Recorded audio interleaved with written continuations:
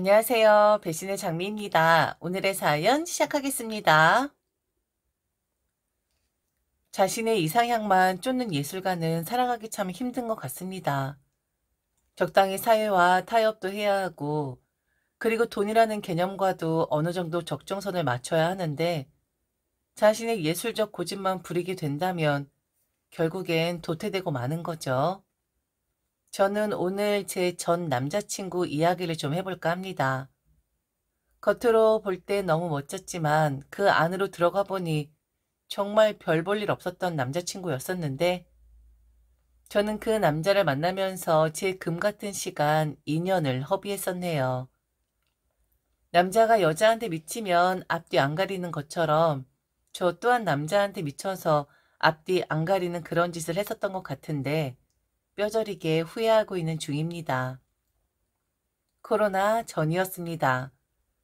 어차피 왔어야 할 그 코로나 좀 빨리 왔으면 이런 바보 같은 짓은 안 했을 텐데, 제 바보 같지만 한편으로는 많은 걸 배웠었던 그 남자친구와 남자친구 엄마에 대해 오늘 썰 좀 풀어보겠습니다.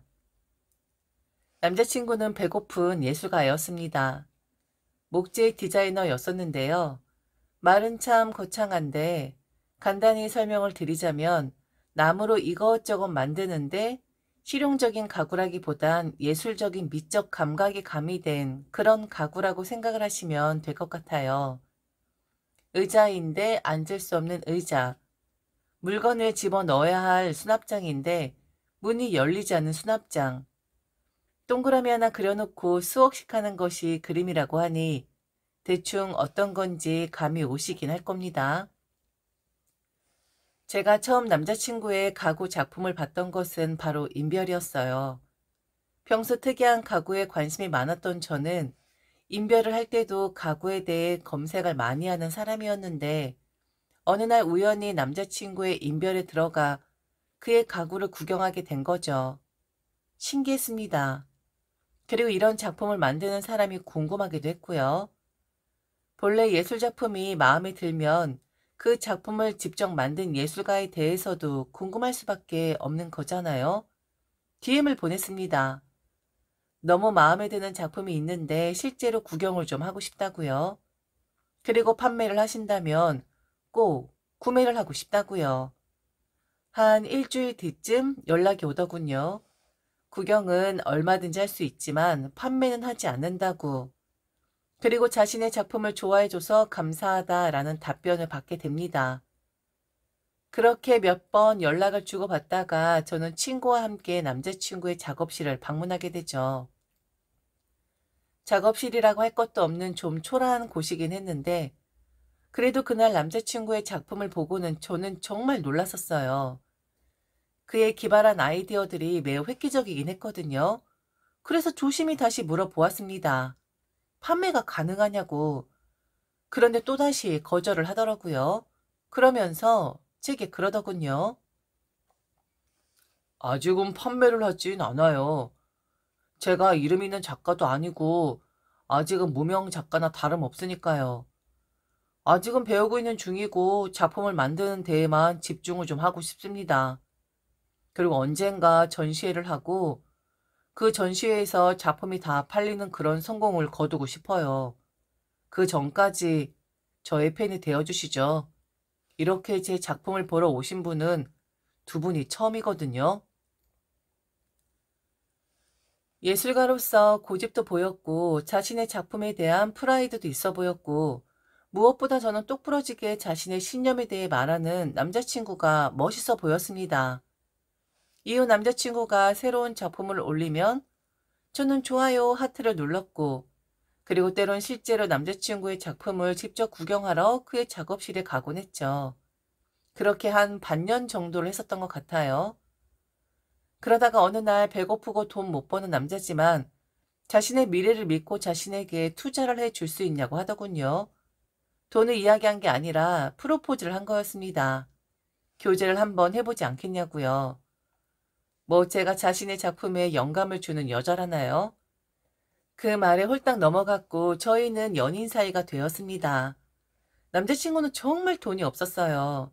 그런데도 작품을 절대 팔지 않았고 오직 전시회 열기만을 기대했고 그리고 그런 날이 곧 올 것 같다라는 말을 자주 하곤 했었습니다.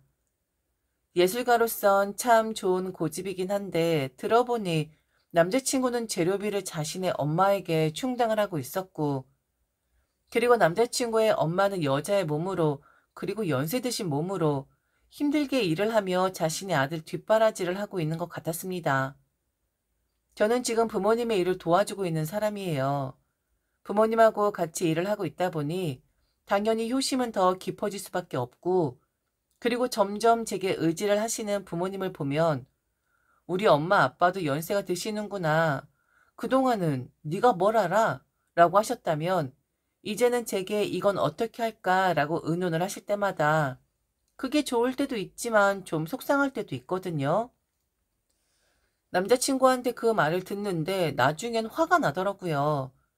전시회도 좋지만 자신의 엄마도 좀 챙겨야 하는 거잖아요. 나이든 아들이 돈 한 푼 벌지 못하면서 엄마에게 돈을 받아 작품을 만든다? 그리고 그게 언제 끝나게 될지 모른다?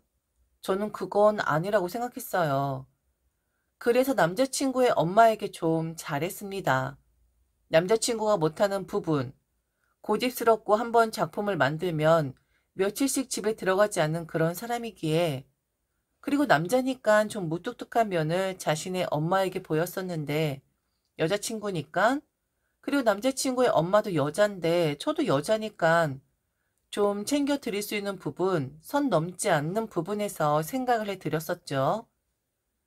그리고 제가 선을 넘지 않으니 초반엔 남자의 엄마도 선을 넘지 않으셨고요.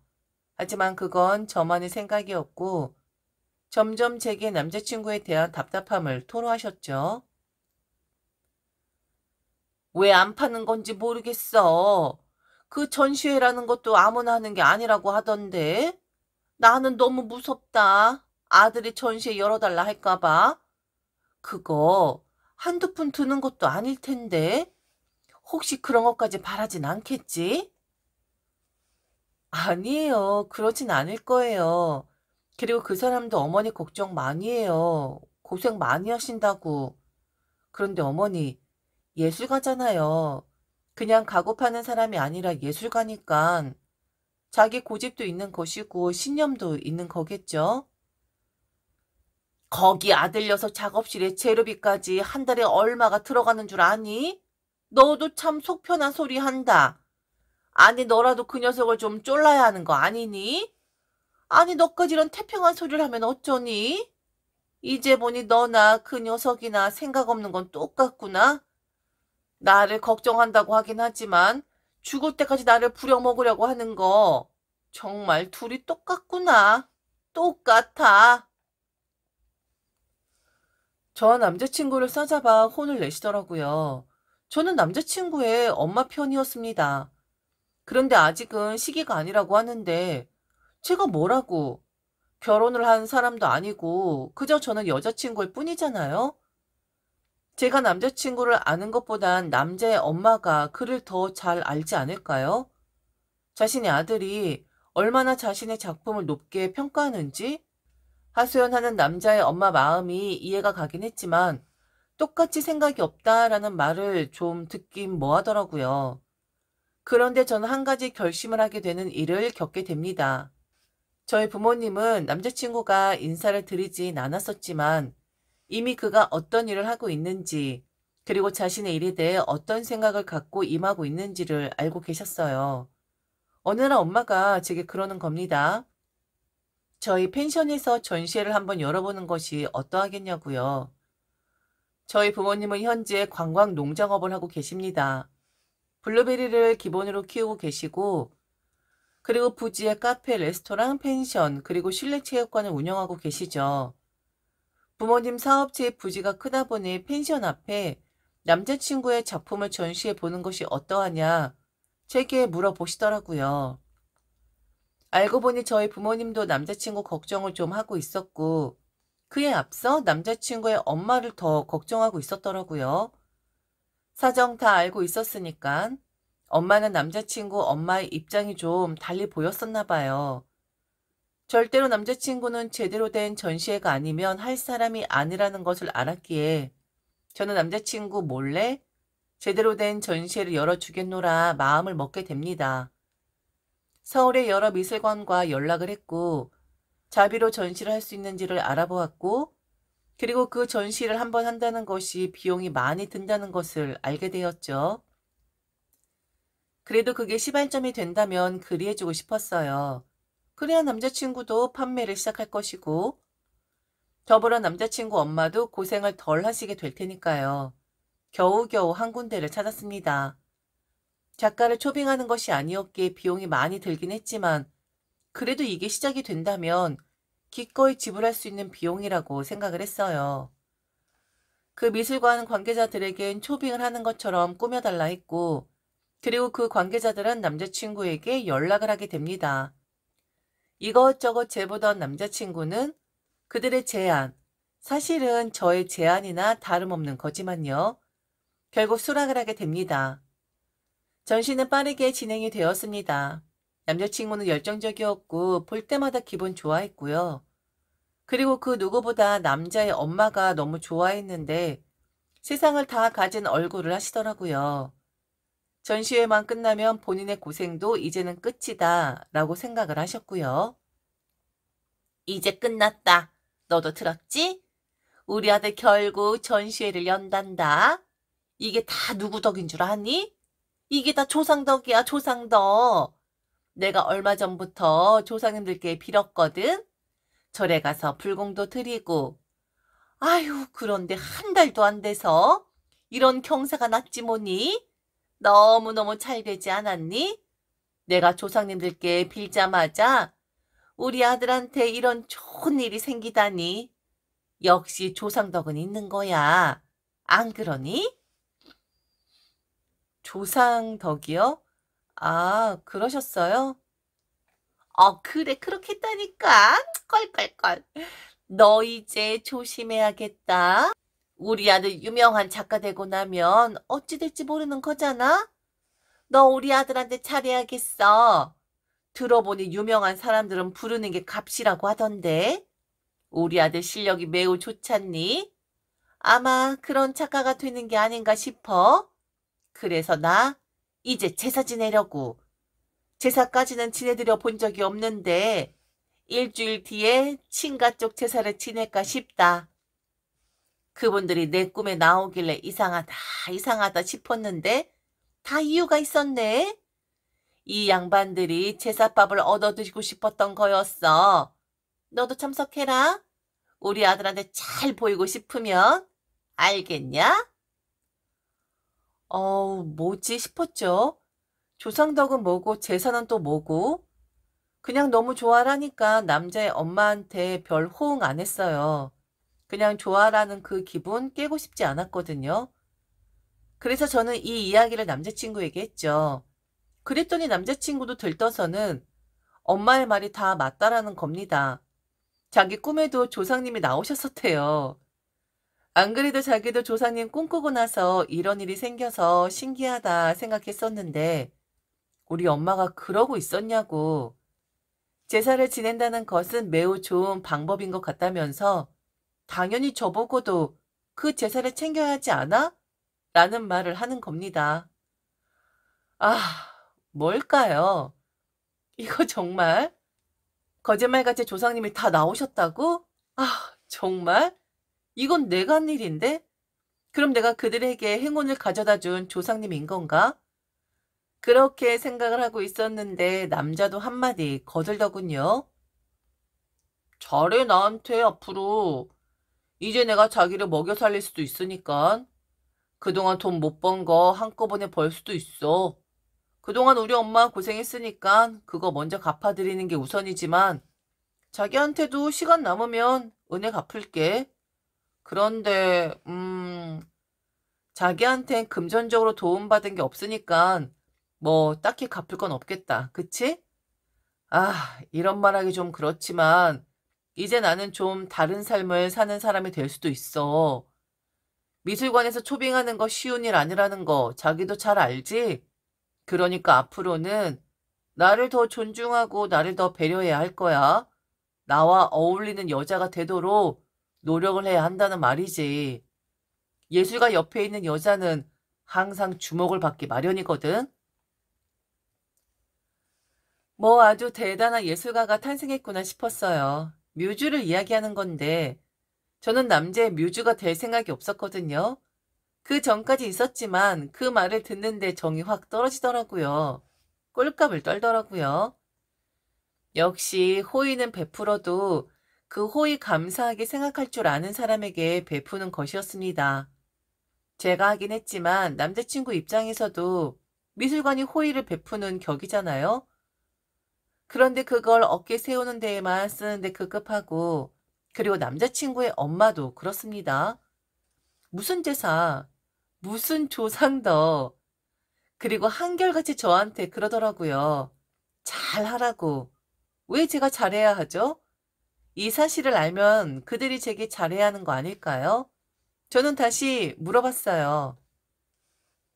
그러니까 내가 제사도 지내야 하고, 당신 엄마한텐 더 잘해야 하고, 당신은 이제 거물급이 되니까 당신한테 어울리는 여자가 되도록 노력을 해야 한다는 말이지? 이제 전시회를 열면 대단한 예술가가 되니까, 한 번에 돈을 벌 수 있는 그런 사람이 되니까, 지금 그 말을 하는 거지. 뭐, 그렇게까지 생각 안 해도 되지만, 어, 뭐, 그렇다고 볼 수 있지. 엄마가 해달라는 대로 다 해줘. 우리 엄마 고생한 거 잘 알잖아. 우선 나 지금 바빠. 전시회까지 더 많은 작품을 만들어야 하거든. 이제 나를 좀 방해하지 말아줄래? 허허허. 저는 전화를 걸었습니다. 그 미술관으로. 남자친구의 전시회를 열어줄 그 미술관으로 말이죠. 그리고 남자친구 앞에서 똑똑히 말을 했죠. 아, 안녕하세요. 땡땡 미술관 맞죠? 담당자 땡땡땡 씨 좀 바꿔주시겠어요? 네, 안녕하세요. 잘 지내셨죠? 다름이 아니라 땡땡땡 작가 자비로 하는 전시회 취소하겠습니다. 자세한 건 만나서 이야기를 하시죠. 그럼 끊겠습니다. 남자친구는 저를 빤히 보더라고요. 그러면서 뭐냐고 하는 겁니다. 너 지금 들었잖아. 지금 너 전시회 취소됐어. 그거 내 자비터러 마련해 주려고 했었던 전시회였거든? 아마 위약금은 물어야 할 것 같은데 차라리 위약금 지불하는 게 더 속편할 것 같아서. 너가 신념 고집이 있는 예술가가 아니라 겉멋만 든 예술가라는 걸 너를 통해 너의 엄마를 통해 알게 되었거든? 조상덕? 아하, 니네 집 조상덕이 아니라 내 덕이었어. 네 잡이 털어서 진행하는 전시회였으니까. 그런데 너무도 호들갑을 떨고 대단한 일이 벌어지는 것처럼 주제넘는 말을 하니까 아, 호의 그만 베풀려고. 제사 노래 부르고 너한테 차례라 차례라 노래 부르고 지금 내가 먼저 불러주고 싶다. 화사해? 너는 멍청이. 알아? 너넨 멍청이야, 멍청이.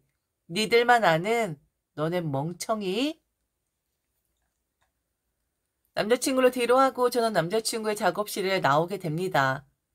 그 작업실을 나오면서 남자친구와는 정리를 하게 되었고 그리고 미술관에 위약금을 물어야 했지만 그게 더 속이 편하더라고요. 나중에 남자친구와 남자친구 엄마에게서 사과를 받긴 했지만 한번 떨어져 나간 정은 다시 돌아오지 않더라고요. 울면서 한 번만 전시회 열어달라 하길래 니네 엄마한테 빌부터 전시회 열라 했고 자신의 고생이 보이지 않냐고 하는 남자친구의 엄마에겐 확실하게 보인다고. 그래서 도움을 주고 싶었던 거였다고. 그런데 그 도움 주면서 당신들의 이면을 보게 되었다고. 헤어졌고 2년여간 지속되었던 제 시간도 정리가 되었습니다. 아, 저는 아직도 그 조상덕이라고 막 호들갑을 떨던 남자와 남자의 엄마 얼굴이 그려져요. 그리고 뭐라도 된 것 마냥 다 이룬 것 마냥 이제는 네가 잘해야 한다라고 거들먹거리던 그들의 얼굴 표정도요. 그냥 그들은 멍청이였던 거였습니다. 세상 똥멍충이들. 지금까지 들어주셔서 진심으로 감사합니다. 이상 배신의 장미였습니다.